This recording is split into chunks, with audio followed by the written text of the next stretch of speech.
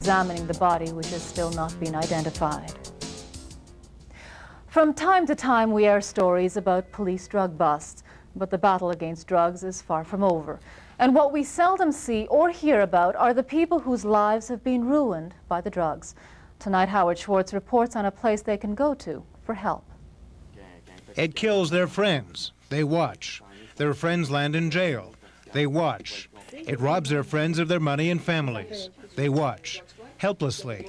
That is what it is like to be a cocaine addict. I wanted to stop many times, but I just didn't know how to on my own.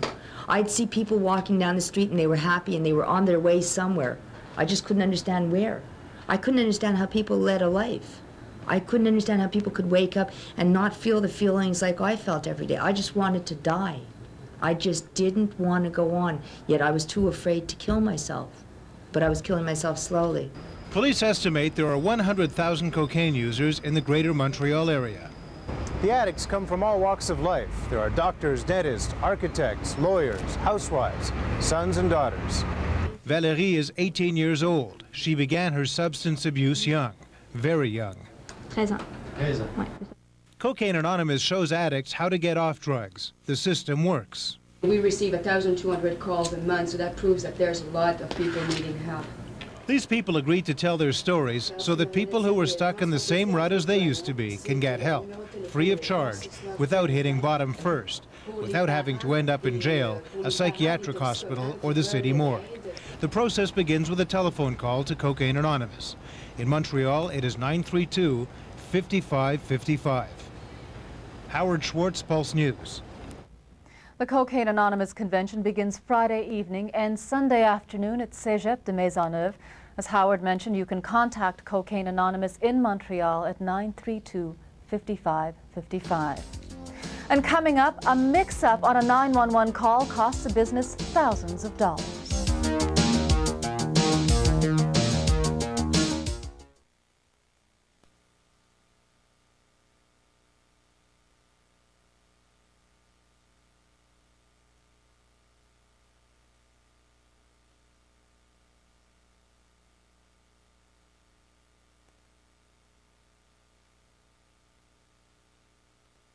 His 911 emergency operation admits it's botched up another call, the second in 2 weeks, and it cost a Montreal business $100,000. MUC Chairman Michel Amelin says he regrets the problem, but he can't assure that it won't happen again. Joe Singerman has more. Early yesterday morning, a person living near this store on Mount Royal called 911 to report a robbery. Thieves were loading leather goods into a truck. The alarm sounded. The alarm company called 911. But police were dispatched to Roy Street, 4 blocks away. They arrived 36 minutes from the time the first call went to 911. Store owner Danielle Tashtian lost 400 leather jackets, valued at about $100,000. It's costing a lot of money to protect our stores. I mean, we have alarm system. We're paying so many taxes, and we're not protected, I find. It's not the first time this type of foul-up has occurred. 2 weeks ago, a call to 911 disappeared into electronic oblivion from the computer system during an East End robbery that cleaned out a Tetroville store of beer and cigarettes. This time, the administrators of 911 blamed the affair and the foul-up on human and computer error. The operator did not conduct the proper verification of the address, and police were sent to the wrong street. The chairman of the MUC, Michel Amelin, says he's sorry. It's a lie to population to say, no, it's a 100% foolproof. What I can say to the population, it's 99.999% foolproof system, but we're at the mercy of an incident like this. Amelin argues even if police were sent to the correct address, they could not have made it there in time to apprehend the robbers. But it could have been a case of a dépanneur and an armed hold-up and hostage-taking. But we never had those kinds of things in 7 years. But yes, it could happen. Joe Singerman, Pulse News. Illegal dump sites like this one in LaSalle were a dime a dozen about 3 years ago. But now, thanks to a group of environment inspectors called the Green Patrol, they've become rare. I'll have more about the Green Patrol later on Pulse. No arrests yet as attacks of vandalism continue at a church in South Shore Brossard. Brian Britt has the latest. The Good Shepherd Catholic Church lies in what looks like a quiet area of Brossard. But the church at 7900 Naples has become a regular target of vandals since it was opened 4 years ago. Just prior to the opening was the first case of vandalism, and then it's been pretty consistent since the opening of the church. How many have there been? It's hard to say, more than a dozen. We kind of lost track by now. The latest attack was yesterday. Landscape bricks were toppled from both sides of the entrance. One other time, the front door was damaged, and the grass was even dug up in front of the church. And then there has been graffiti. Basically anti-English statements about the parish community. Teenagers have been seen hanging around the church, but no one has been spotted in the act. Police reports have been filed, and police have told Father Torrance they are keeping a special watch on his church. But the vandalism continues. Brian Britt, Pulse News, Brossard.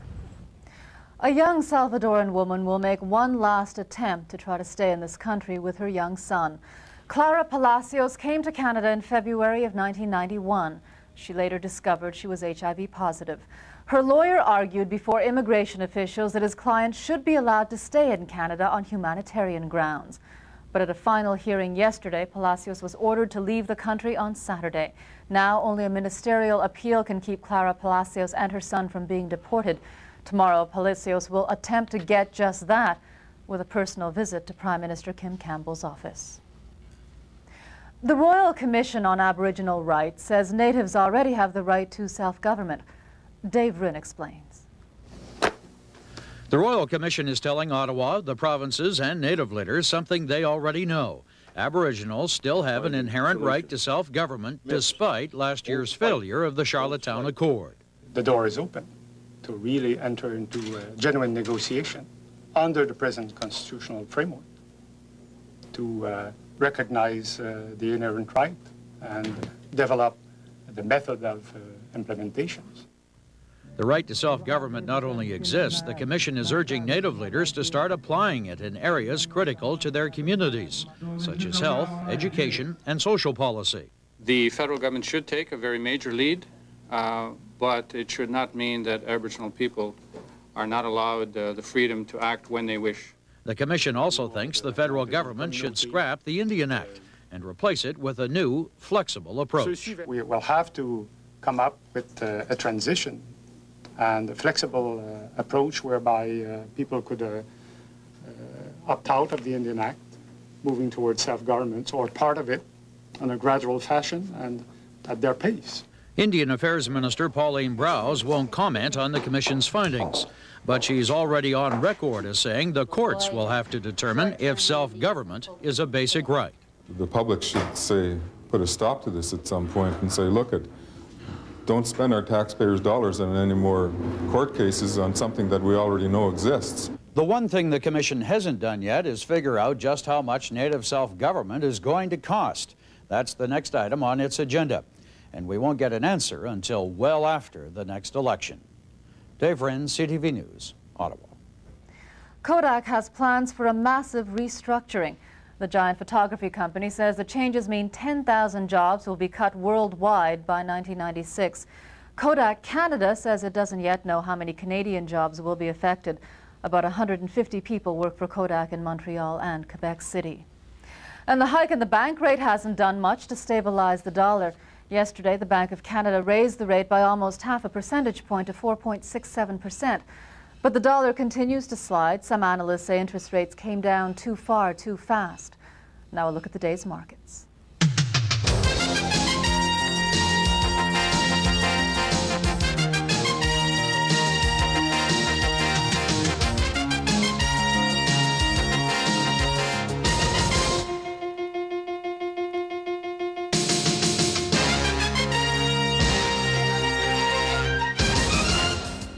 In other news, a Longueuil company that's been locked in a labor disagreement most of the summer has laid off 100 workers.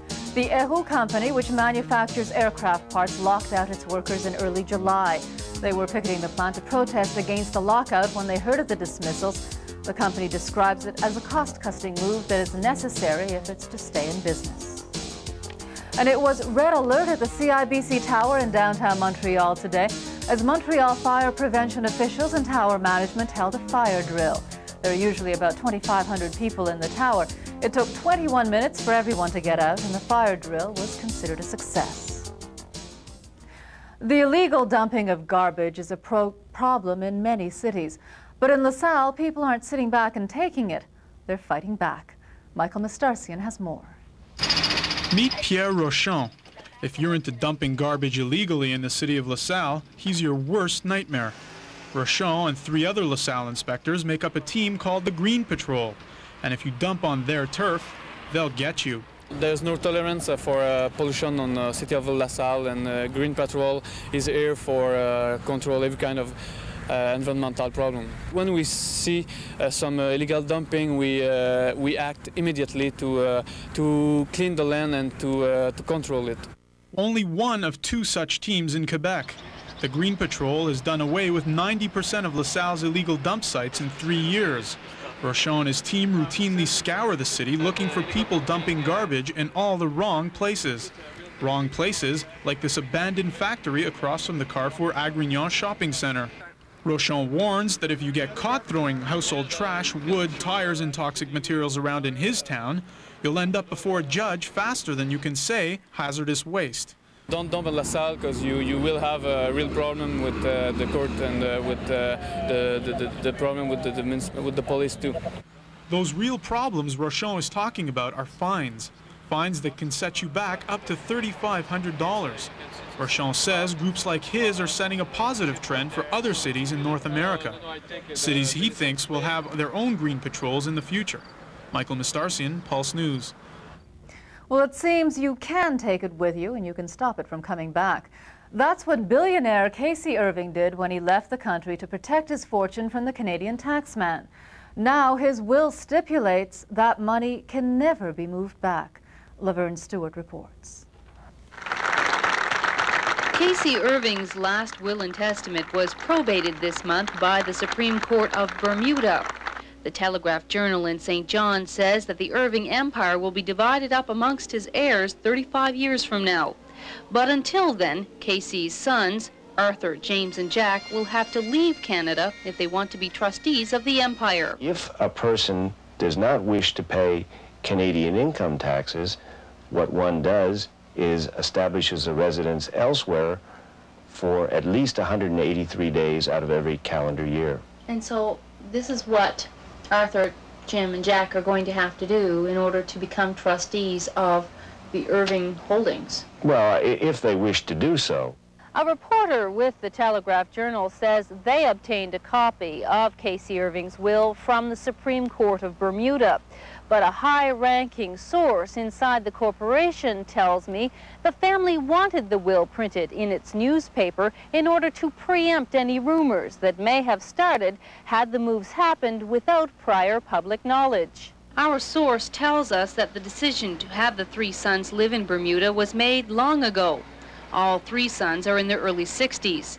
The moves likely won't happen immediately, but they aren't far off. Like their father, Arthur, Jim, and Jack will likely continue running the corporation from Bermuda until they retire.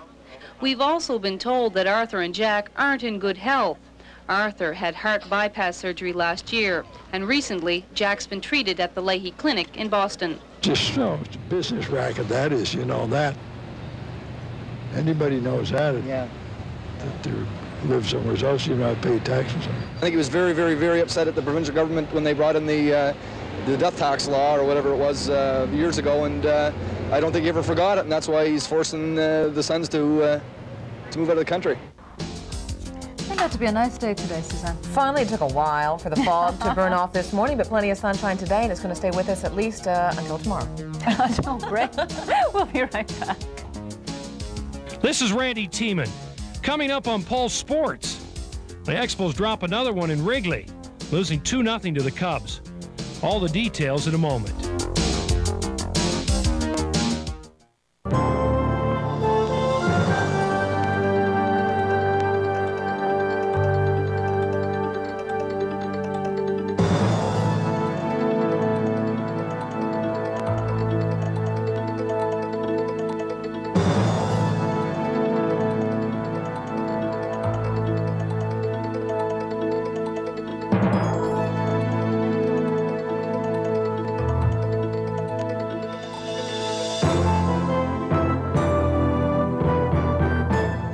it did turn out to be a nice day. Plenty of sunshine. We have clear skies in store for overnight tonight and sunshine once again for tomorrow. Heading into the weekend, though, we'll get some showers, but then that'll clear out, and it looks like we do have a very nice weekend ahead of us. Looking at our high for the day today is 26 degrees. That is 1 degree above the average. The record high set back in 1955 was 31 degrees, and the record daytime low of 16 degrees was set back in 1958. Looking at some of the temperatures across the country right now, we've got an 18 in St. John's, 21 in Charlottetown, with a 22 in Halifax and a 21 in St. John, 22 in Quebec City, 24 now in town with a 25 in Ottawa, and still quite warm in Toronto with 27 degrees. Into Winnipeg, we have 23, 17 in Regina, 22 in Calgary, 24 in Edmonton, and 23 degrees out west right now in Vancouver. Looking at our satellite shot, clear skies for Vancouver, but we pick up some cloud moving across the mountains and a little bit of cloud cover as well into Alberta. But when we get into the flatlands, into the plains, it starts to clear out. We've got beautiful weather all the way through Saskatchewan and Manitoba, just some light cloud cover. And into western Ontario, it's nice and clear. Then we pick up a heavy band of cloud over Lake Superior into parts of Ontario, and that'll be moving into our region, but only on Friday. Clear skies right now for southern Ontario. Same thing for most of the province. To the east, however, we've got some light cloud cover and getting some scattered shower activity for the Maritimes. Overcast conditions for most of Newfoundland as well. Further down the east coast, again, just some light cloud cover and still very warm and very muggy along the east coast, so that's building up into late day showers. Same story for the Maritimes. We're in the clear here for this evening and for tomorrow, but there's a system moving across the Great Lakes that'll get here on Friday. Right now we've got a high pressure system. Finally, that early morning fog that was kind of above the ground burnt off, and we finally got the sunshine and plenty of warm temperatures for this afternoon. It is drier though, so it seems a lot more comfortable. Very little change for tomorrow. High pressure system, so sunshine once again, temperatures in the upper 20s and still quite dry. And then on Friday we have this system moving through. That'll bring us some rain, some showers off and on throughout the day, and perhaps a thunder shower as well, but that quickly moves out of the region before a ridge of high pressure moves back in for the weekend, which brings us plenty of sunshine. So the official forecast for the Montreal region, we've got clear skies this evening and overnight tonight. The temperature's dropping down to about 16 degrees, and we'll get some fog building up once again overnight as well. For tomorrow, there'll still be some fog around in the morning, and then that'll burn off once again. Sunshine with just a few cloudy periods, another warm one with only a high of 20, or rather with a high of 28 degrees. And then on Friday, it looks like we're going to see some showers, 70% chance. We'll see very little sun, mainly cloudy conditions. There also is a risk of a thunderstorm later on in the afternoon, and it cools off somewhat with only a high of 24 degrees. The overnight lows and the highs for the city down to 16 up to 28 tomorrow. The same thing for Ottawa. 13 and 27 for the Laurentians, 13 and 26 for the townships, 14 and 26 for Quebec. For the long-range forecast, let's look ahead. We've got one day of showers and thunder showers. That's on Friday. Temperatures do cool off, but we've got plenty of sunshine in store through the weekend. Current readings in Dorval, we have 25, same thing in Saint-Hubert, 26 is in Ottawa and Saint-Jovite, 23 right now in Trois-Rivières. In Quebec, we have 22, 24 in Sherbrooke, 23 in Chicoutimi, 17 degrees in Baie-Comeau. Sunrise tomorrow morning is at 6:01. It sets at 7:56. The winds are light for the next 24 hours. Barometer rising, humidity really dropped down to 57%. Here at CFCF, we've got sunshine, 25 degrees, and that is 77 degrees Fahrenheit. That's it. Enjoy the evening. Sports is next. So the Expos are still kind of struggling. Yeah, they're kind of going through the motions. You get that impression anyways. The wind had to be blowing in at Wrigley this afternoon. Greg Hibbert scattered 4 hits over 8 1/3 innings as the Cubs beat the Expos 2-0. Expos have now dropped 2 of 3 in that 4-game series in Chicago. It looked like the two would play scoreless ball all day long. Moises Alou defensively on Derek May in left center. For the Cubs, it was Mark Grace at first taking the line drive shot away from Darren Fletcher. Red-hot Sammy Sosa gave Hibbert all the run support he would need. He takes Hill deep to left, his 29th. No question about it. 1-0 Cubs. They get another one to make it 2-0. Sosa on pace for a 30-30 season. Expos' only threat came in the 9th. With the bases juiced, Jose Batiste K's Alou and then gets Frank Bullock to pop up to end this one. And the Cubs win. Cubs win. Cubs win. 2-0 final. There you have it. Hibbert picks up to win his 10th. Hill, the loser in this one, 7-4. Batista gets the save, his first. Sosa's 29th home run. 3 other games this afternoon, one of importance, all in the American League. The Yankees and Texas in New York. The Rangers never trailed. Dean Palmer, home run way back in left center field, his 23rd of the season. Palmer was a one-man wrecking crew. He muscles a Jim Abbott pitch into center field, which scored another one, 4-1 Rangers. Palmer's third, Ribby on the afternoon, and Abbott was gone and did not like it. Solid ninth inning for the Terminator, Tom Hankey, with his 29th save, and the Rangers win this one 4-2. They are now a game and a half back of the Blue Jays in that East Division race. There you have it, Rangers over Yankees by a score of 4-2. Elsewhere in the American League this afternoon, Athletics beat the Brewers 2-1. That's a final. Big game, Baltimore and Seattle, and the Birds finally snapped that long losing streak, beating the Mariners 8-1. Well, the Expos have now dropped, like I said, 2 of 3 in Chicago. And yesterday's twin bill, the kid looked good, while the so-called ace of the staff stunk the place out. This and more we're taking a second look at from yesterday's highlights. Not worth a dime, certainly not the $100,000 a start he's getting. Martinez wanted to be traded at the All-Star break. He wasn't. Yesterday, 5 walks, 6 more earned runs in 7 innings against the Cubs. Since the All-Star break, no wins in 7 starts and an earned run average of 7.11. Draw your own conclusions. Expos lose the game 7-2. Game 2. Somebody who wants to be here, at least for now, Kirk Reeder. In and out of trouble all afternoon, calmly threw an 11-hitter at the Cubs through 6 2/3. The usual 0 walks. And a gritty 6-4 Expos victory. All right, now it's time to wave the flags. Get mean. Time to get serious. Time for the plays of the day. Expos Cubs, Sammy Sosa on the sinking line drive by Larry Walker. Ron Gant helping the Braves move to within 6.5 of the Giants. From the infield, the Cubs' Steve Buechele on Randy Reddy of the Expos from behind the bag at third, and he gets the out. Roberto Alomar on Cleveland's Albert Bell, spinning and firing. The Royals' Chico Lean diving on the drive by Minnesota's David McCarty and starting the 4-6-3. McCarty tries one more time and again leaned with the stab and the spin and the out. And how about this? Joey Cora of the White Sox flat out and then on his knees falling backward to nail Boston's Scott Fletcher. Eric Karros of the Dodgers looking up at the tarp and he drops it. Eric, go hide your head in shame. Well, elsewhere in sports, the old man says that he will skip the U.S. Open. Former Expo Yvonne Calderon is now looking for work, and the book is now open on the controversial father-daughter relationship between Mary Pierce and her dad, Jim. Pierce tells all in a special report in the August issue of Sports Illustrated. She says her father physically abused her to the point where she feared for her life. She was forced to hire bodyguards and obtain a restraining order to protect herself. Pierce says she hesitated to take action because she was concerned about how unpredictable he was. The father would often beat her after a loss or a bad practice session. Pierce has been banned from attending tennis matches by the Women's Association for a year after an outburst at the French Open this year. He has denied physically abusing his daughter. Baseball news, Boston Red Sox have put former Expo Yvonne Calderon on waivers for the purpose of giving him his unconditional release. He's been a bust with the Bo Sox, hitting .221 with a homer and 19 ribbies. The Mets have sent Anthony Young to AAA, a move which is about a year and a half too late. He was 1-15 this year, but earlier this month set a major league record by losing his 27th straight game. The Philadelphia Eagles have signed 3-time All-Pro wide receiver Mark Duper to a 1-year contract. He was cut earlier this week by Cincinnati after 11 years with the Dolphins. They won't have Jimmy Connors to kick around at the upcoming U.S. Open Tennis Championship. Connors is 41 and has been injured the past couple of years. 42-year-old Roberto Duran continued his comeback with a victory over a game Sean Fitzgerald. It was his 99th career fight.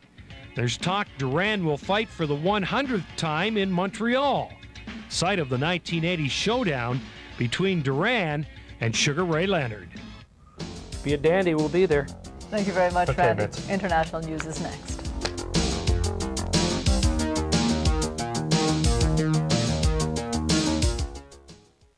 And now, she's allowed to divorce her biological parents.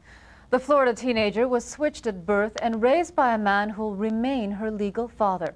After a long legal fight, a Florida court has ruled her natural parents have no right to any contact with her and no legal ties to her. Mike Von Frem reports. Kimberly Mays is vacationing with her father at an undisclosed location. But one of her lawyers called her this morning to tell her she won and will not be forced to visit her biological parents. She was just elated. She was yipping and yelping and jumping up and down. I could even hear that part of it. Told me she loved the judge. She's just as happy as she can be. During the trial, Kimberly twice took the stand and said her biological mother, Regina Twigg, was upsetting her life and she wants nothing to do with her. She's intruded into my life. She's a stranger, and I don't like her very much. Judge Stephen Dakin listened to testimony from both sides for almost 2 weeks, and today, in a written decision, came down hard on Mrs. Twigg. The judge said Kimberly saw her as a constant source of danger to her father and to her family relationship, that the Twiggs have not demonstrated a substantial concern for the welfare of Kimberly when given the opportunity. And he denied their request for forced visitation, saying it would likely produce mental, physical, or emotional harm of a lasting nature to her. Today, neither the Twiggs nor their attorneys were available for comment, but they have vowed to appeal the case, saying they still want to form a lasting relationship with their biological daughter. For now, Kimberly no longer has to worry about being taken away from her father or forced to visit the Twiggs, and a lengthy appeals process in time will become a moot point. Kimberly will only be a minor for 3 more years. Mike Von Frem, ABC News, Sarasota. The man who was held for 12 days by kidnappers in an underground dungeon says his Marine Corps training saved his life. And he says his toughest moments actually came after he was rescued, and police told him the plot was masterminded by one of his own employees. We get more on the story from Bob Jameson. If I may be forgiven, I want to grab 2 people. Harvey Weinstein's first public act on his second day of freedom was to embrace Ruben Santiago, and then Bill Mondor. They are the New York detectives who rescued him from a dozen days of captivity in an underground pit. Given only fruit and water, while a longtime employee and his brother demanded $3 million in ransom, Weinstein said it was Mondor's touch that confirmed he was free. Grabbing his hand through this little aperture that he had pulled from my prison was an experience that very few humans are ever given. I knew I was home. I knew I was safe. And I knew God had smiled down on me. Weinstein said that he had survived because of his experience as a Marine, hardened by combat in World War II. I knew immediately that the key was my mind, not my body. I could live on 1 piece of fruit and plain water for a long time. But captive below ground, Weinstein said despair was never far away, fed by the fear he would never be found. There were many times I did lose faith. I did lose hope. And I begged and pleaded with my captors to take me out, to shoot me, and leave me on the road where my family would find my body and I could be buried properly next to my parents. A creature of habit, Weinstein was abducted as he left this restaurant, where he was known to always eat breakfast. Will he now follow the urging of police and vary his routine? I can't permit fear to govern my life.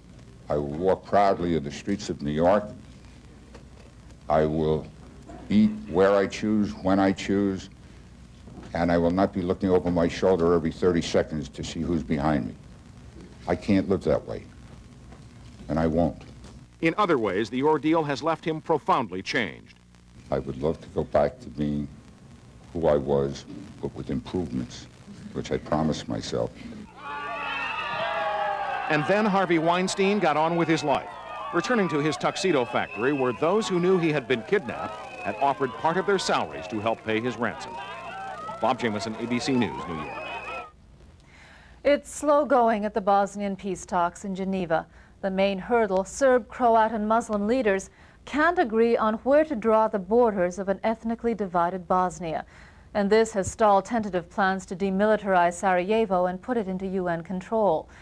It's also revived the idea of airstrikes against the Serbs. And that, in turn, has led to a sharp war of words between the Americans who favor the strikes and the Europeans and United Nations officials who don't. Brigadier Veer Hayes and his Belgian commander, General Briquemont, have clearly touched a raw nerve with their reported criticism of the Americans. Washington has long believed that the Europeans will do anything to avoid launching airstrikes against the Serbs. Hearing Brigadier Hayes quoted as saying, "What does President Clinton think he's up to? Air power won't defeat the Serbs," has confirmed their worst suspicions.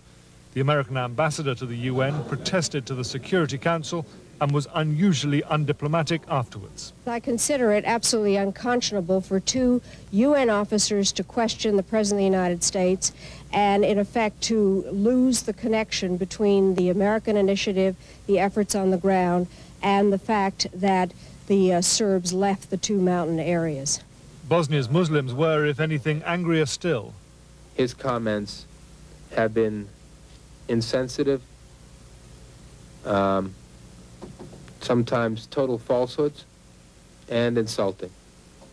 Washington believes it was only the threat of airstrikes that got the Serbs off two strategic mountains outside Sarajevo, and that if UN commanders rubbish the whole idea of using air power, these threats won't be so effective in future. The UN spokesman in Sarajevo was in trouble himself 2 days ago for suggesting the city wasn't under siege. He's now being much more circumspect. We're just not in a position to talk about the use of air support in particular instances. It would undermine any deterrent value of it.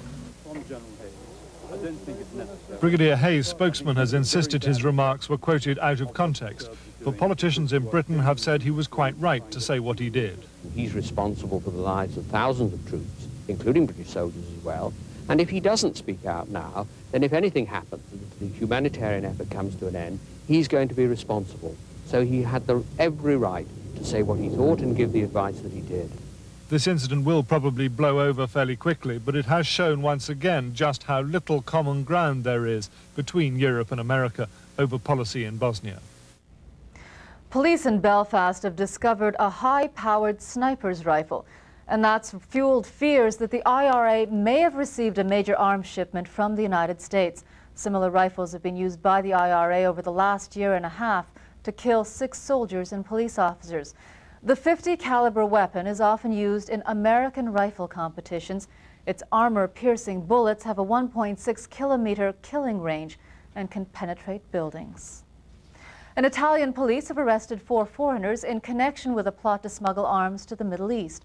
It's believed the 4, 3 from the former Yugoslavia and a Briton, were to supply arms worth $75 million to 2 unnamed Middle East countries currently subject to Western arms embargoes. The 4 were using Rome as their base for operation. Egypt's interior minister is in serious condition after being shot today in Cairo. Hassan al-Alfi was shot several times during an assassination attempt. It killed 7 other people and wounded several more. The minister's motorcade was ambushed after an explosion was set off nearby. Muslim militants are suspected in the attacks as part of their drive to overthrow the Egyptian government. An ancient landmark in Switzerland has gone up in smoke. An overnight fire destroyed a 650-year-old covered wooden bridge in Lucerne. The fire also damaged about 100 paintings which had adorned the bridge since the 17th century. Arson is suspected. In Brazil, 200,000 children now live on the streets of Rio de Janeiro, abandoned by families who could no longer support them. And the streets are a very dangerous place for those children. Many of them are actually sought out and killed. Beth Nissen reports. Weeks after it happened, the curious are still coming to the murder scene, where 8 street kids were shot to death as they slept. Authorities arrested 3 off-duty police in the massacre. Yet to many here, the killings seem to indict an entire society and its hardening attitudes toward the poor. Many Brazilians were publicly horrified by the killings at the cathedral. But in hundreds of anonymous phone calls to radio talk shows and in private conversations, there was an undercurrent of agreement. The street children were dangerous, vicious, and deserved what they got. What happens is that people are afraid of them. And they treat them like animals, or worse than animals, because they treat better their dogs. The street kids can be wild and menacing. Most are teenagers, big and bold enough to rob, steal, threaten. Maceo, age 16, says people are afraid at the sight of him. Women hold their purses close. They think I'm a thief. Sociologists say what is happening in Rio is common in every city in the world faced with growing numbers of the very poor. First, there is compassion. People try to help, but the problem only grows. Threadbare families camp in the fumes of highways. On the streets, abandoned children have become a form of litter that fewer and fewer people think to pick up. Compassion can give way to frustration, irritation. The better off retreat behind locked doors, iron gates, guard posts. Everybody has security guards. Why? We are afraid of what? We are afraid of the misery and the poverty. Sure. The miserable and the poor see people on the avenues shop for $300 sweaters while they beg for penny bread. 16-year-old Cosme says those with money make him angry. I want what they have, he says. Staff members at the nonprofit São Martinho shelter, where Cosme and other street kids line up for a free lunch, say the hardcore poor are increasingly resentful and hostile. They become very violent because the only thing they knew since they were born, it was always violence. None of them deserve to be lynched, but some deserve the death penalty. Jose Sivuca, a gun-toting Rio assemblyman, says it is natural for society to actively defend itself against 11-year-old thieves and 17-year-old muggers. Once violence is established, only counter-violence resolves the problem. International human rights groups say violence against the poor is increasing worldwide. More and more are being set afire, beaten, shot. 13-year-old Fernando says passers-by have kicked him, thrown cans at him. Some people treat us as people, and others call us street rats. Sociologists say any society, Brazilian, American, will only become more polarized as people come to see the poor as less than human, see poverty as something tolerable. I am asking myself, wondering, why I accept poverty for so long time. You know, accepting that society is like that. You have rich and poor. Fernando assumed he would always have nothing, be nothing, until he found the São Martinho shelter and started school. I want to make something of myself, and then go back to my mother and show her I amounted to something. But he is not confident he will make it. He is one boy, alone, afraid that someone on the crowded street will attack him, murder him, that no one on the crowded street will care. Beth Nissen, ABC News, Rio de Janeiro. China desperately wants to host the Olympics in the year 2000, and one campaign is being run on ham radio. India Charity Kilowatt. This is a special event station in Beijing, China, supporting Beijing speed for the year 2000 Olympics, and we all wish Beijing a novel approach in shoring up China's bid to host the Olympics in the year 2000. Students at Beijing University have pushed their textbooks aside to tell the world on amateur radio just how badly China wants to host the Games. Their aim to contact 10,000 radio hacks from Europe to Australia by the end of July. Australia's response has been predictably poor. Sydney's fighting its own battle to hold the Games there, and the competition's very tough. Olympic fevers plastered all over the Chinese capital. The International Olympic Committee recently revealed that Sydney is the front-runner, with Beijing second and Manchester, England a close third. The result will be announced in September. We'll be right back. Hi, this is Rob Folds, back for the third and final day of the big deal GM93. See, this space used to have a van in it. Gone. This space, gone. This space, gone. That means there are only about 2,000 GM vehicles that have to be liquidated today. This is the final day. This space, gone. Another space right here, finished. If you're looking for a new GM automobile, then you have to stop here. It's the big deal GM93, brought to you by the Greater Montreal GM Dealers Association, 5000 Highway 40 in Pointe Claire. Cleaner, quicker. It's Hertel Plus. For soiled enamel and chrome, just spray on and wipe off. Hertel Plus is powerful on dirt but won't scratch surfaces. No need to rinse. With Hertel Plus. It's cleaner, quicker. And biodegradable like all Hertel products. Cleaner, quicker. It's Hertel Plus. For big outdoor cleaning jobs, just spray on and wipe off. Hertel Plus gets through tough baked-on dirt. No need to rinse. With Hertel Plus. It's cleaner, quicker. And biodegradable like all Hertel products. Life is just such a dull routine, and here we are, right? I mean, we're on the threshold of a genuine mystery. I mean, to me, the whole thing is like... It's You have police? Show your card. What? Alan Alda, Woody Allen, Angelica Houston, Diane Keaton. I don't understand why you're not more fascinated with this. I mean, we could be living next door to a murderer, Larry. Well, New York is a melting pot. Manhattan Murder Mystery, directed by Woody Allen. Starts Friday at a theater near you. Watch carefully. Someone is about to get stung. Well, hello, honey nut. New roasted honey nut Skippy peanut butter. Have you been stung yet? New Hellman's Dijonnaise, a creamy mustard blend unlike any other. So spread on the flavor. It makes everything twice as tasty. Oh, nothing beats my Hellman's Dijonnaise.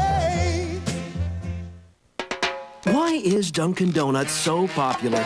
Donuts or coffee, coffee or donuts. Donut lovers say it's our fresh, delicious donuts, while coffee connoisseurs insist it's our fresh ground coffee that brings them to Dunkin' Donuts. Donuts or coffee, coffee or donuts. Ready for coffee? And the chocolate donut. Dunkin' Donuts treats you right. Now get the freshness of Glade in an air freshener made just for your car. New Glade Clip-Ons. Clip-on here, clip-on there, clip-on freshness everywhere. Clip on your favorite Glade scents with refills that freshen for 30 days. Freshness near a bar, freshness for your car. With adjustable vents for just the right amount of freshness. Clip-on here, clip-on there. New Glade Clip-Ons. Clip-on freshness everywhere. From SC Johnson Wax. That's Pulse for Wednesday, August the 18th. Have a good evening.